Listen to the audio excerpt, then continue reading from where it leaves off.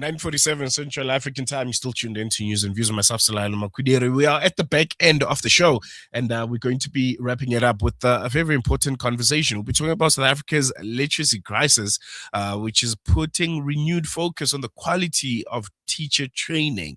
There are important questions that are being raised about whether educators are adequately equipped to teach children how to read and how to understand what they are reading, which is most important. And we'll be speaking to education expert and activist Hendrick Makane, who's joining us via a virtual platform. Hendrick, good morning. Thank you so much for joining us. Welcome to the show. Thank you very much indeed for having me. No, the pleasure is all ours. I want to start with the big picture here, the conversation around children in South Africa and their ability or maybe inability to read. Just how serious is it? How serious is the literacy crisis in South Africa right now? The literacy crisis is very serious. It has been reported recently that learners who are in the intermediate phase are unable to read for meaning. And, that talks to your grade 4, 5, 6. That is a challenge which really has to be addressed. And I think that government should walk an extra mile, ensure that teachers are highly equipped to assist our learners so that they too can be able to read for meaning. Well, what can we attribute this to? Is there a specific, I don't know, point that we can look at and say, well, the reason why children can't read is because of this? Do we have a culture of just generally not reading in South Africa, which ultimately at some point will show in the children of this country, or teachers themselves? They're not properly trained, they're not equipped with the right skills to teach children how to read? South Africa is not a reading nation. The majority of citizens simply do not read. So the culture of reading is non-existent in many homes, and that actually affects our children. I've noticed reading weeks are there. Children normally are encouraged to read during reading week. But I don't think we should have reading weeks. We should actually have make reading a culture of a daily culture, where we know that children have to read on a daily basis, and not set aside a week where children have to read. But of course, also the foundation phase needs to be strengthened. It needs to be empowered. If you look at the foundation phase, the teachers are not as qualified as those who are in the higher schools or in the high schools, as it is.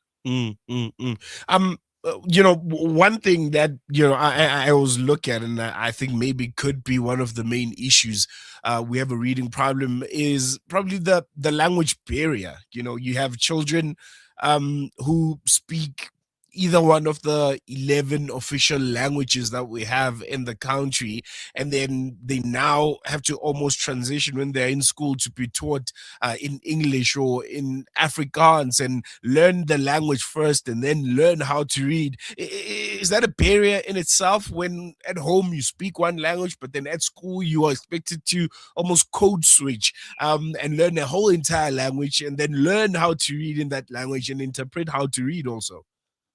Definitely, the barrier is there. Obviously, language of teaching and learning is different, and it negatively affects our children who have to rely on the mother tongue. First, in order to translate first, children have to translate English first into their mother tongue before they can be able to comprehend, and that actually makes the problem of reading, it exacerbates the problem. And this responsibility, does it just fairly fall onto the hands of teachers themselves? Is there anything that parents can do to help their children learn how to read? Parents have got a bigger role to play. Education on its own is a triangle which requires the collaborative approach between parents, learners, and teachers. So teachers alone will not be able to win this battle. We definitely need parental involvement. And if there's things, maybe let's say three things in teacher training that you'd say probably need changing, in the next couple of years or in the next couple of months to make sure that we mitigate this crisis, what would those be? We need intervention. Government alone will not be able to win this battle.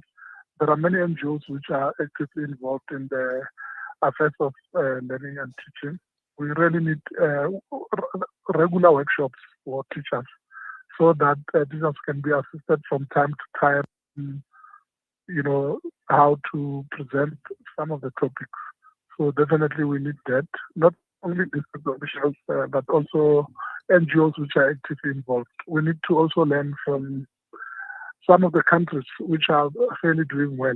I think Oh, that our teachers need to be exposed to the methodology applied by other teachers throughout the world, not only in the continent. And of course, we also need a culture of teaching and learning where we know that on day one of the start of the term, teachers should be teaching. We have a situation whereby on the first day, people are relaxed. Sometimes some of the learners are not even placed on time in the beginning of the year, something that needs to change. no, most definitely. And I think that does have a lot of impact. I wanna, ask what might come out as a really obvious question, but the impact of having, a whole generation of children who ultimately are going to be growing up and are going to be the adults of this country, not being able to read. What would those be? The impact of this literacy crisis that we currently have? It will be disastrous.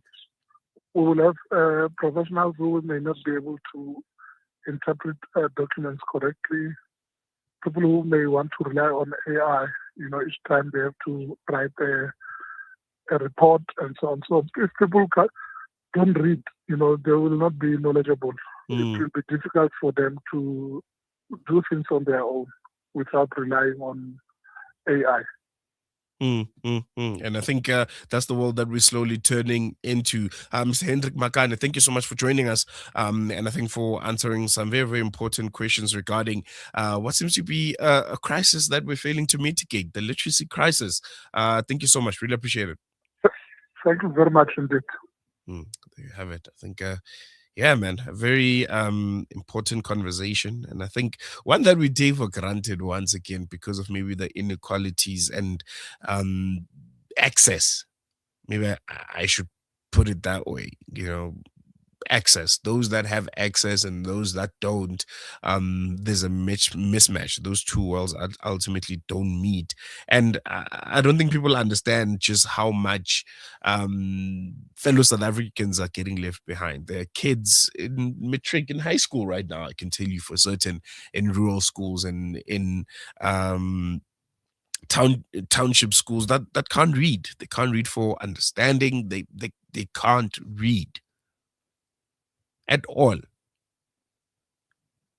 And it's becoming concerning with the advent of artificial intelligence, which has really made it quite easy to pretend like you know things and not exactly being able to um, fulfill those tasks without the assistance of AI. AI is good as well. We all use it, but it helps when you have a basic understanding of what you're doing. That's why a lot of kids in universities right now are struggling because they just don't know how to read. They can't formulate reports. They can't write long format essays or anything of that kind. And you see universities coming out and saying, well, they're dealing with a lot of plagiarism. They're dealing with a lot of AI um, work that is now presented in assignments and so on and so forth. And I think it's entering dangerous territory now. What are you doing to help your kids read? I remember when I was growing up, one thing that my father would do every single day, I think it started when I was in grade 4, grade 5, he would bring a newspaper from work and he would have me read it, and he would have me almost report, tell him what I read. And I think that inculcated a love for reading, a love for news, a love of wanting to understand what's happening around me. And you can only do that through reading, having an inquisitive mind. And I think parents these days, hey, don't inculcate that love anymore. They just give children the screen. Here's your tablet, go sit in a corner. I'll have my phone in my hand, and you don't have to tell me what are you reading or what are you watching, which is almost the case always. There's more watching than there is reading. Children don't even develop the skill of communication anymore because you're just quiet for 4 or 5 hours on your phone.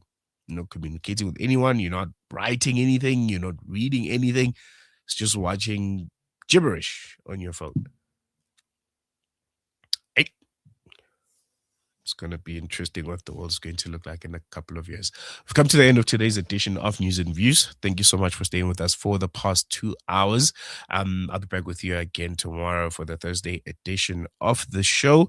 Later on tonight, Wadi is back in conversation with Inayat Wadi. This is a show, current affairs show, that we normally have on Wednesdays from 7 until 9, where we host panels and we discuss, I think, various issues about the world. And I think there'll be a focus on Rohingya this upcoming afternoon. There's going to be a panel discussion on that as we commemorate 9 years of the crisis out in the Rohingya in Myanmar. So yeah, keep an eye and ear out for that. Otherwise, for myself, Salalo Makwidere, and the rest of the team, it's bye for now. Shap shap.